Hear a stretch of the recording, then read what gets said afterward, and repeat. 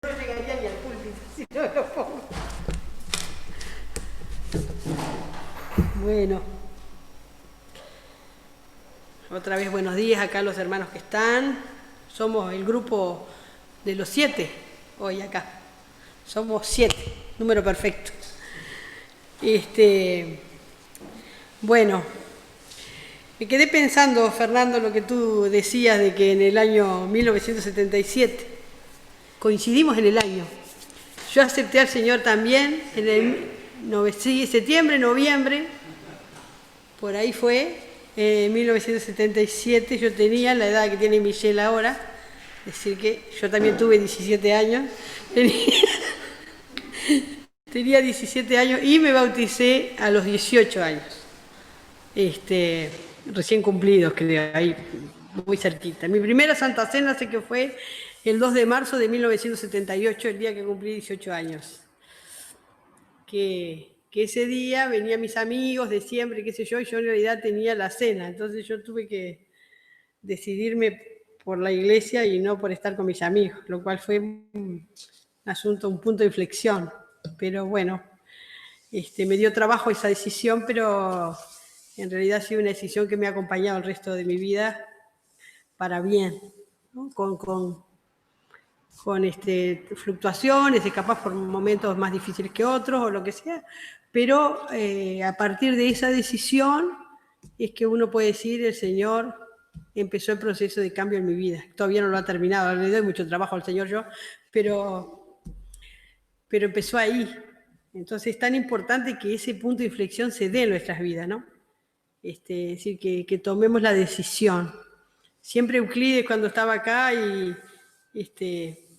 había muchachos y muchachas, les hacía la pregunta, ¿no? ¿Han aceptado al Señor? Y eso es una cosa individual y también comunitaria, porque cuando uno hace eso, ocurre un cambio en el entorno que nos estamos moviendo y en nuestra familia también, independientemente si ellos han aceptado o no al Señor.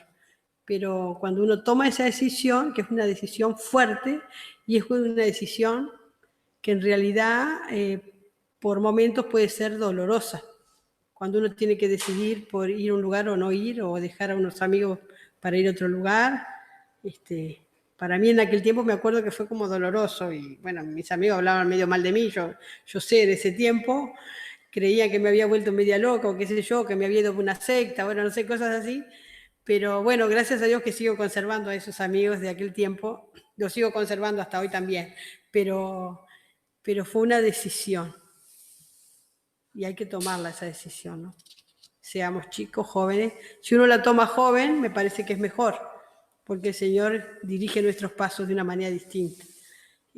Por eso es tan importante predicar el Evangelio a tiempo y fuera de tiempo, para que las personas tomen la decisión por el Señor, la tomen de verdad, ¿no? Y yo para hoy, y también les quería agradecer, antes de empezar a los jóvenes que están hoy, que somos 3 grandes y 4 más chicos, pero por la presencia de ellos, que ellos hacen, no sé si un sacrificio, tal vez no lo sientan como un sacrificio, pero viven bastante lejos, se vienen temprano, estar acá, y su presencia, personalmente para mí es como un bálsamo así de la presencia del Señor en ustedes, ¿no? El compromiso de ustedes.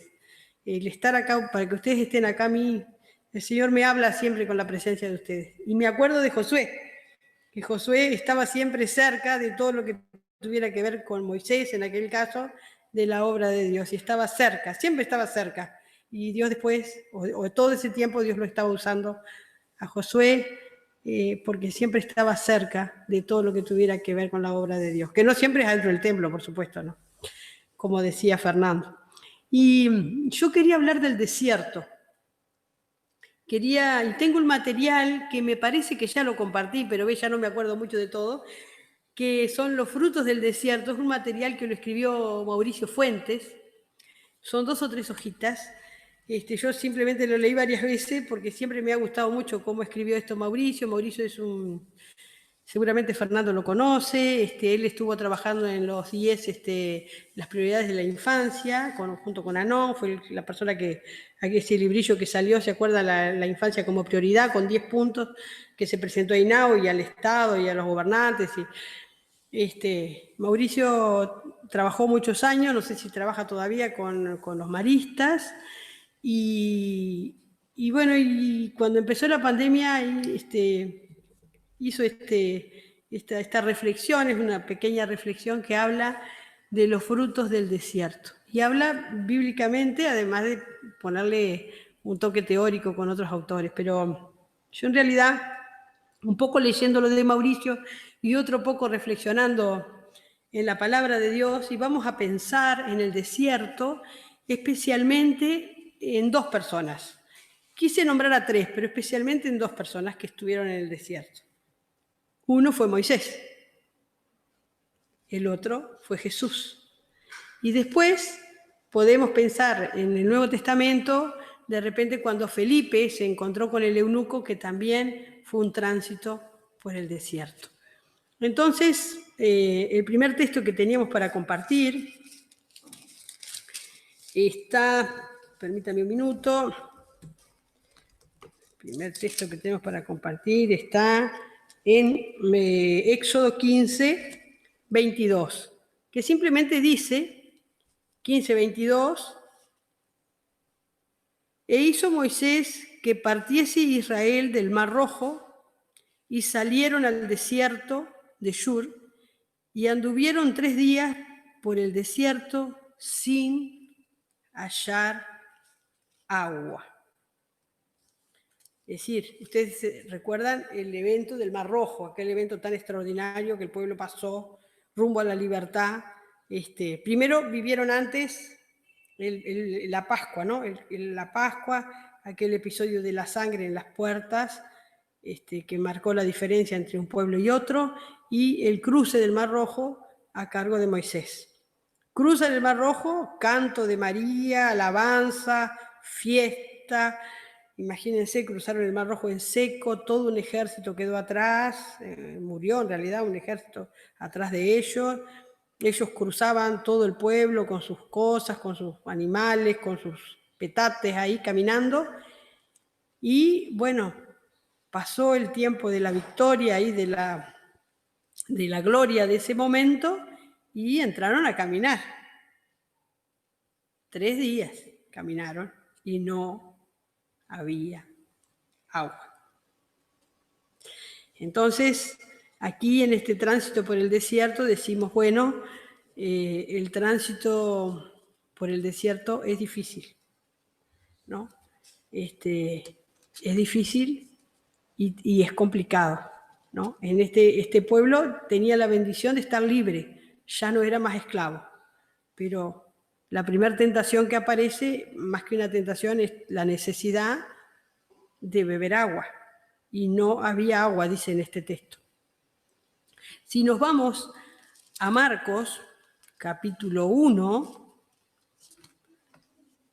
para ir ya haciendo el paralelismo con Jesús, Marcos, capítulo 1, podemos leerlo en Mateo también a esto, Marcos, capítulo 1,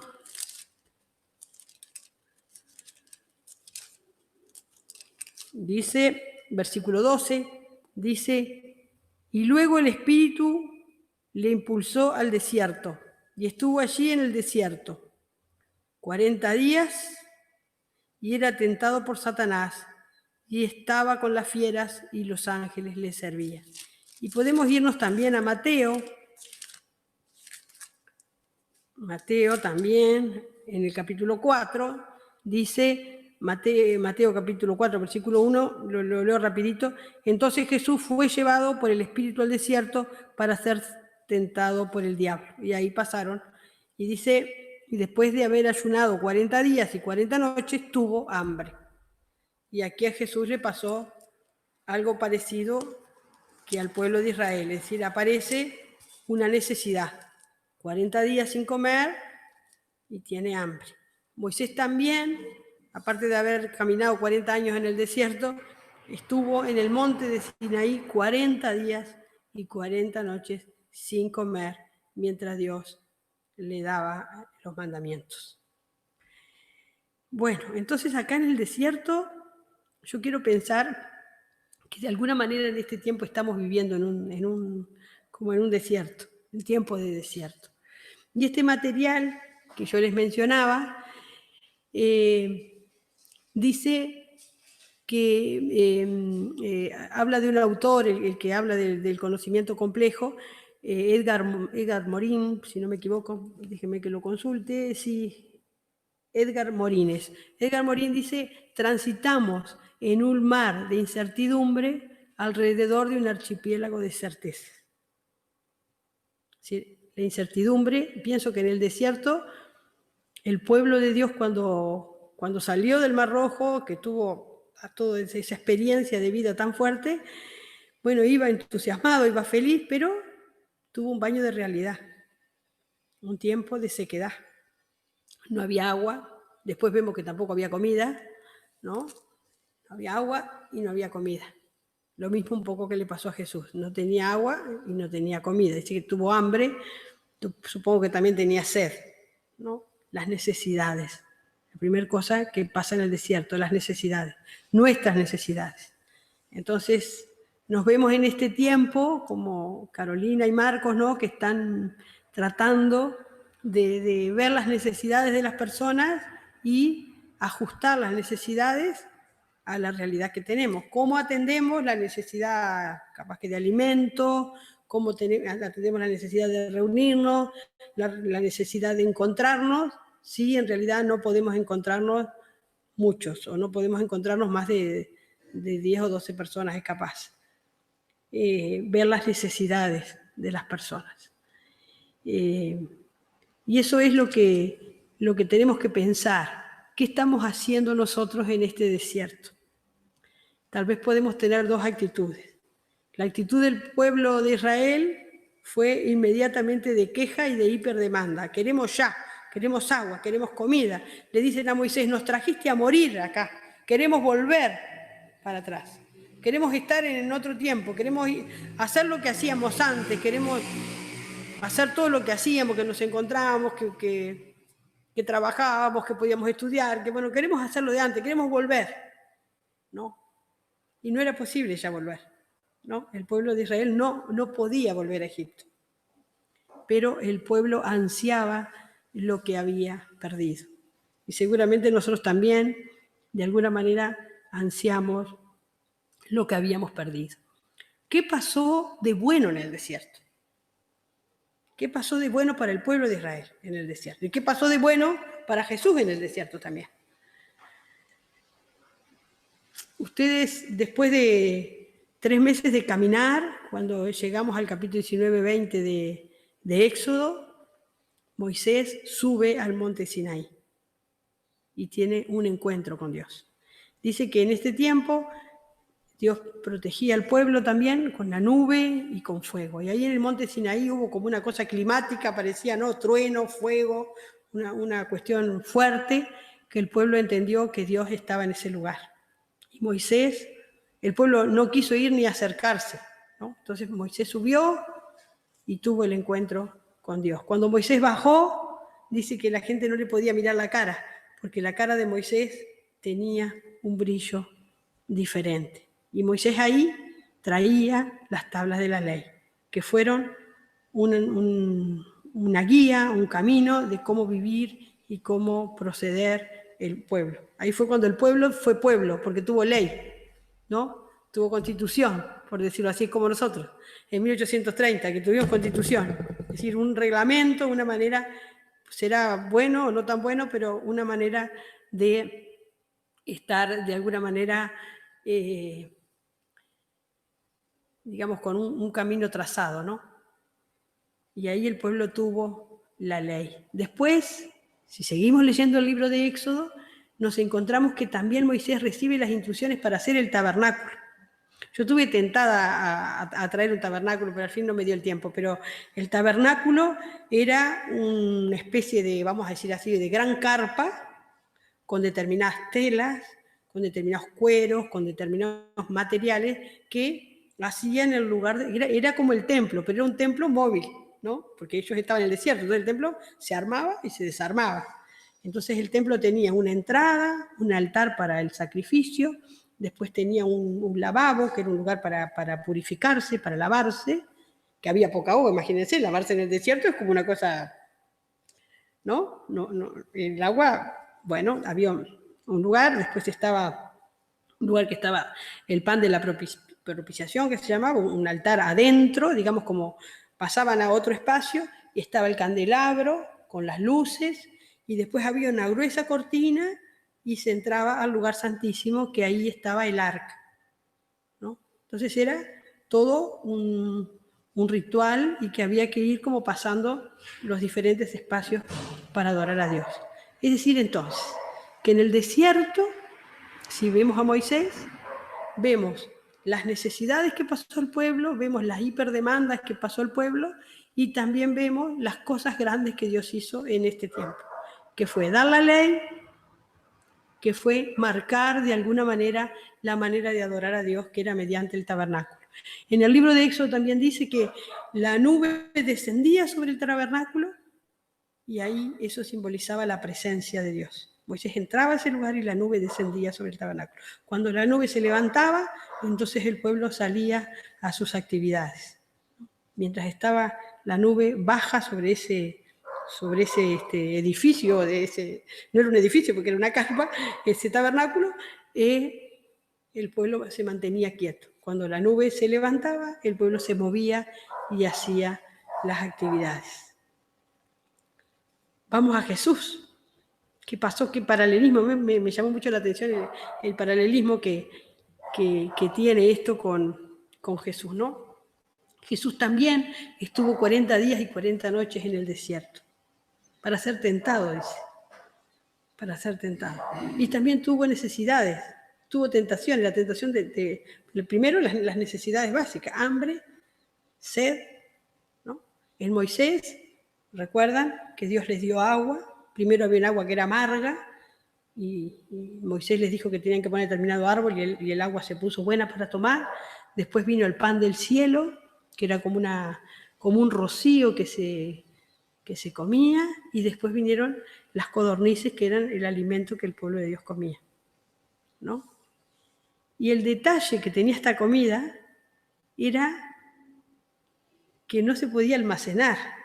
¿Ustedes se acuerdan cuando empezó la pandemia lo que pasó en los súper? ¿Se acuerdan? No había cosas, no había ni papel higiénico en el súper.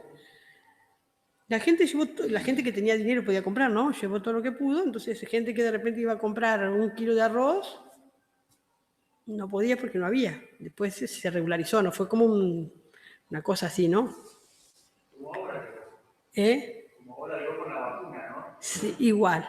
Los 10 países más ricos compraron el 25% de la producción de la vacuna. Todas las vacunas, exacto. Es decir, una cuestión de, eso también es una tentación, ¿no? Del desierto. Es decir, acaparar y guardar para mí. ¿Y qué pasaba en el desierto? Cuando la gente, la familia, guardaban más pan o más maná del que les correspondía para sus días, se les echaba a perder, porque solo tenían que juntar para ese día, no para el otro día, ¿no? Así que fue una enseñanza de que basta cada día su propio afán, ¿no? Basta cada día. Y así como pasó el hecho del abastecimiento así, desenfrenado con los alimentos, también pasó con ¿me están escuchando bien, no? Así pasó con esto de las vacunas, que está pasando y va a pasar, ¿no? Cuanto más dinero se tenga, más vacunas se pueden comprar. Los pueblos que no tienen dinero no van a poder comprar vacunas. Entonces, es una tentación del desierto eso también, ¿no? Acaparar para mí. Y Dios está diciendo que tenemos que pensar en todos, no solo en nosotros. Y cuando Jesús tuvo hambre, ¿no? Satanás le ofreció, ¿no? Dice Y vino a él el tentador y le dijo, eres el Hijo de Dios, di que estas piedras se conviertan en pan. ¿No? Ya que sos el Hijo de Dios, hace alguna cosa. Ya que ustedes son creyentes, hagan alguna cosa para que esto pase. ¿No? Como una demanda por ser hijo de Dios. No sé si a ustedes no les pasa. ¿Son hijos de Dios? Bueno, algo tiene que pasar. Le tienen miedo al virus, son hijos de Dios. ¿No? Y Jesús le responde también con de alguna manera la ley, la palabra. No solo de pan el hombre vivirá. Así como Dios dio, digamos, la ley, aquí Jesús da la palabra, pone la palabra en primer lugar más importante que el pan, como diciendo, tenemos que alimentarnos con comida, pero también tenemos que alimentarnos con lo que Dios nos dice. Tenemos que alimentar todo nuestro ser.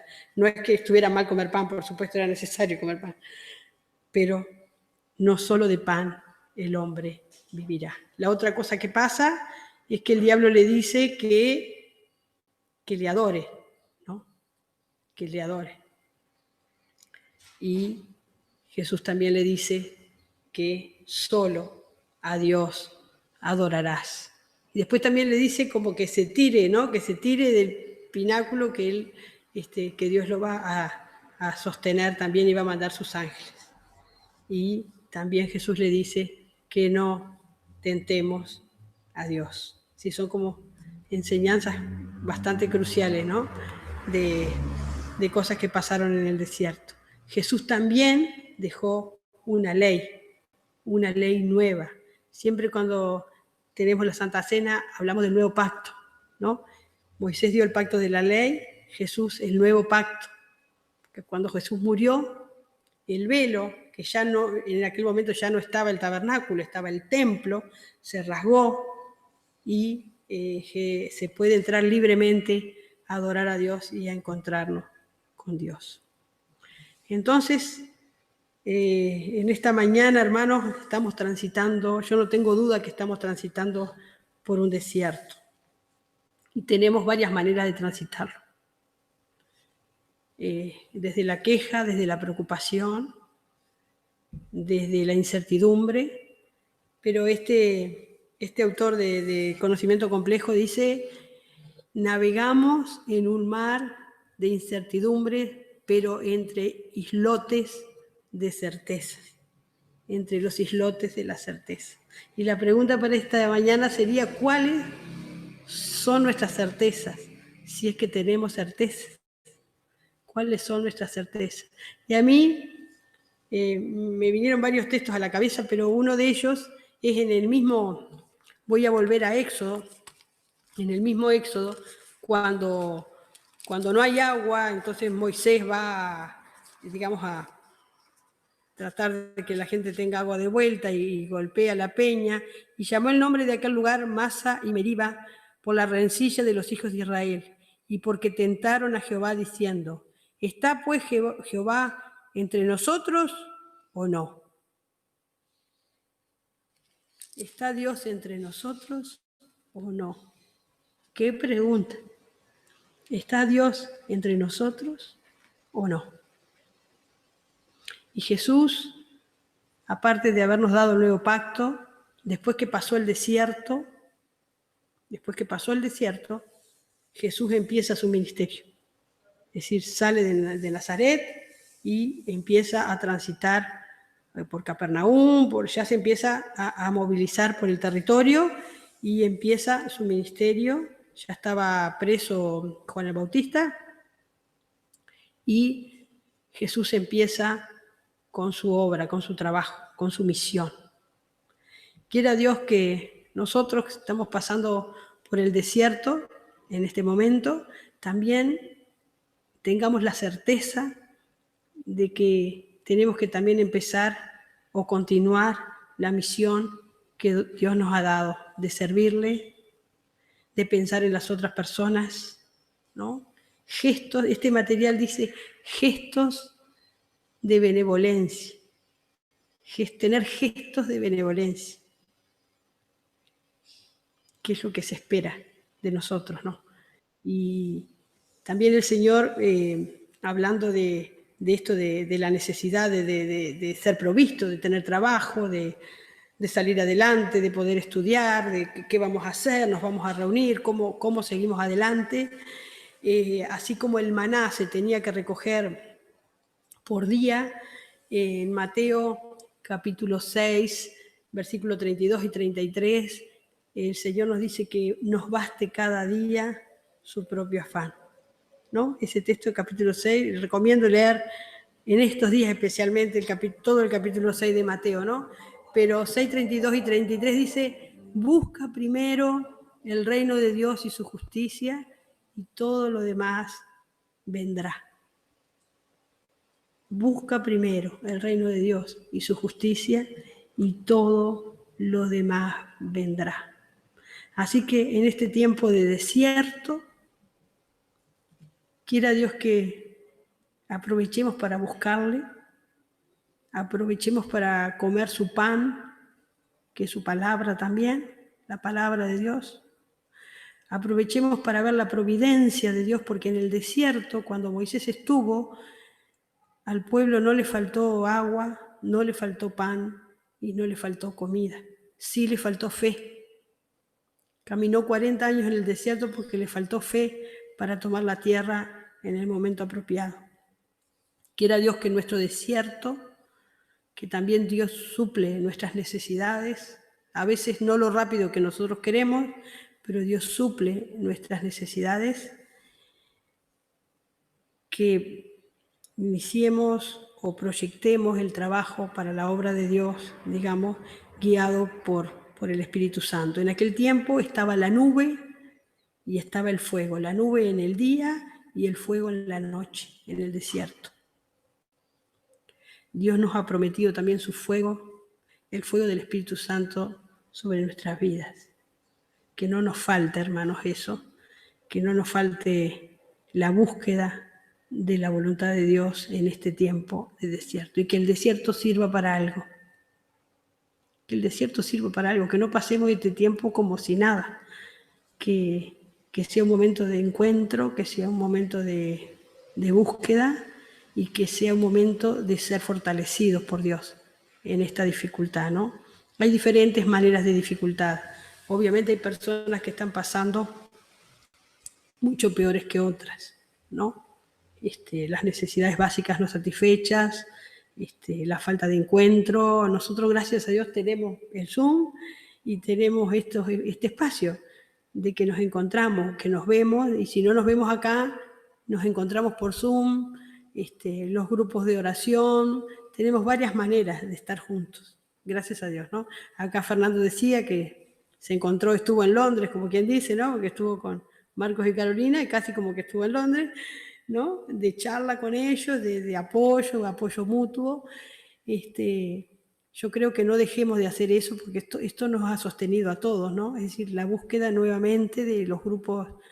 Personalmente, en mi grupo, yo estoy en un receso de unos días del grupito que tenemos con Mica y otros hermanos, Emilia, Viviana, Ana. Tenemos un grupito, estos días no nos hemos reunido, pero que cada grupo vuelva, ¿no? Nuevamente a encontrarse, a buscar todo lo bueno del desierto, porque el desierto dio la ley, dio el tabernáculo, Jesús inició su ministerio luego el desierto. Así que, hermanos, que Dios les bendiga mucho, que Dios les fortalezca y vamos a tener momentos de oración, eso de que busca primero el reino de Dios y su justicia y todo lo demás vendrá. Tenemos que hacer un acto de fe para creer esto, que todo lo demás vendrá, la falta de trabajo, la falta de sustento. Son cosas que como iglesia también tenemos que tener los ojos abiertos para ser capaces de estar en sintonía con los hermanos y con otras personas para poder colaborar y no tanto mirarnos el ombligo y estar solo pensando en nuestras propias necesidades, ¿no? Es como muy importante poder tener nuestra cabeza atenta a las necesidades de las demás personas. Señor, aquí estamos, necesitando más que nunca de ti, transitando por el desierto, pero el desierto fue un lugar de encuentro para ti, un lugar de gloria, un lugar de búsqueda para el Señor mismo, para Moisés, para otras personas. El momento de recibir de ti también, Señor. Te damos gracias por tu palabra, te damos gracias por tu ejemplo, Señor, y te pedimos que tengas misericordia de cada uno de nosotros y que podamos estar firmes y de pie en este momento. Bendecimos tu nombre, Señor, bendice a los hermanos que se han venido hasta acá, bendice a los jóvenes, bendice a todos los hermanos que están por Zoom y bendice también a los hermanos que no se han podido conectar por diferente razón. Que tu nube de gloria esté sobre tu pueblo, cuidando, protegiendo y alimentando su espíritu, Señor. Gracias por el pan, gracias por el agua, gracias por los alimentos que nos das cada día, como lo hiciste con el pueblo en el desierto y como lo haces hoy con cada uno de nosotros. Bendecimos tu nombre, Señor. Amén.